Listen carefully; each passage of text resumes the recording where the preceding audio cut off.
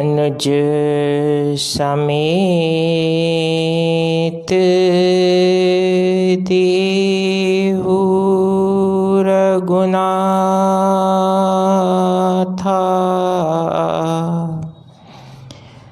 निश्चर बद में होब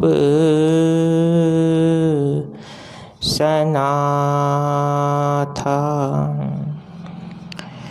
विश्वामित्र जी ने महाराज दशरथ से धन धान्य संपत्ति यश वैभव गौदान भूमिदान कुछ नहीं मांगा, जबकि महाराज दशरथ ने उन्हें सर्वप्रथम ये ही वस्तुएं ऑफर की। सर्वप्रथम इन्हीं संसारी बातों, इन्हीं भावों के बारे में कहा कि आप इनमें से जो चाहें वह मैं आपको दे दूं। लेकिन विश्वामित्र जी ने अनुज समेत प्रभु श्री राम को मांगा। क्यों मांगा? क्योंकि रामो विग्रहवान धर्म है।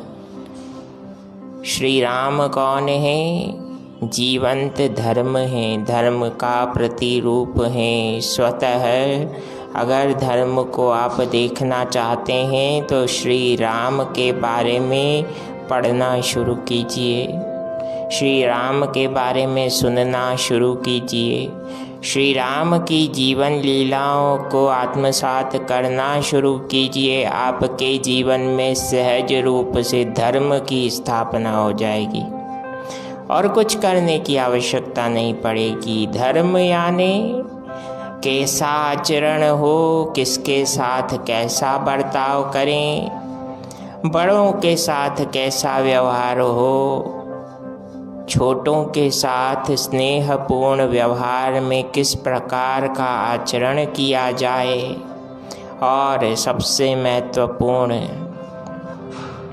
गृहस्थ जीवन में जब व्यक्ति प्रवेश करता है तो उसे किस प्रकार से जीवन जीना चाहिए। आजकल की सबसे बड़ी परेशानी यही है कि गृहस्थ जीवन में पांव पड़ा नहीं कि जीवन में मुसीबतें अनुभव होने लगती हैं। किस आधार पर? माता पिता को संतान बोझ समझने लगती है। सही है नहीं है? ऐसा ही हो रहा है। क्यों हो रहा है? क्योंकि हम धर्म को नहीं जानते और जानना भी नहीं चाहते। धर्म क्या है?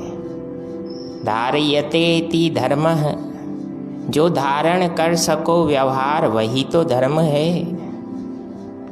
उस व्यवहार को किस प्रकार से जीना है, किस प्रकार से आचरण करना है, वह व्यक्ति सीखने के लिए यहाँ वहाँ भटकता है। भटकने की आवश्यकता नहीं। श्री राम के आचरण को समझिए, सब कुछ समझ में आ जाएगा।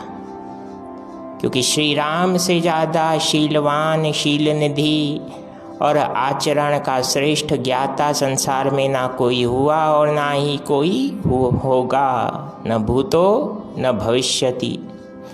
इसलिए ध्यान दें, विश्वामित्र जी ने महाराज दशरथ से जो मांग की वह मांग थी अनुज समेत देहु रघुनाथा। किसी लिए मांगा? उद्देश्य को ध्यान से सुनिए। निश्चर बध में होब सनाथा, राक्षसों का नाश हो, नकारात्मक शक्तियों का अंत हो। Forgiveness not required for negativity. The complete and deadliest destruction of these kind of thoughts are required in present era. यही तो राम का स्वरूप है।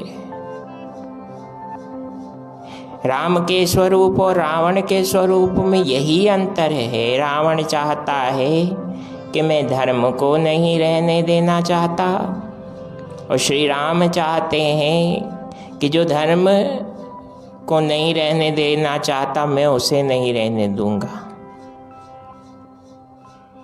रावण कहता है धर्म और देवताओं को नहीं रहने दूंगा, और श्री राम कहते हैं और जीते हैं कि धर्म और देवताओं के विरोधी राक्षसों को मैं नहीं छोड़ूंगा। इसीलिए प्रभु श्री राम ने संकल्प किया कि जब तक अंतिम राक्षस का सर्वनाश ना कर दूं तब तक चैन से नहीं बैठूंगा। तो ध्यान रखिए, हमें धर्म का आचरण करना है, धर्म का अर्थ जीना है, और उस जीवन का पालन कठोरता से, कठोरतम स्तर पर जो जीव करता है उसी का जीवन वास्तव में मनुष्य कहलाने के योग्य है। अन्यथा जीवन तो पशु भी जीता है।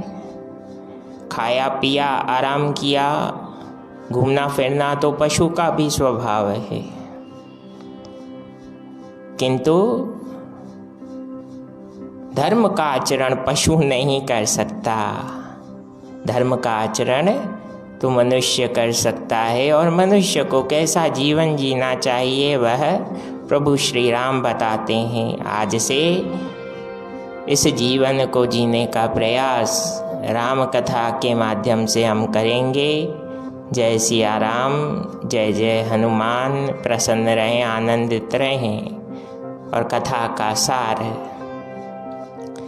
मन को धैर्य बनाए रखिए, क्योंकि धैर्य नहीं तो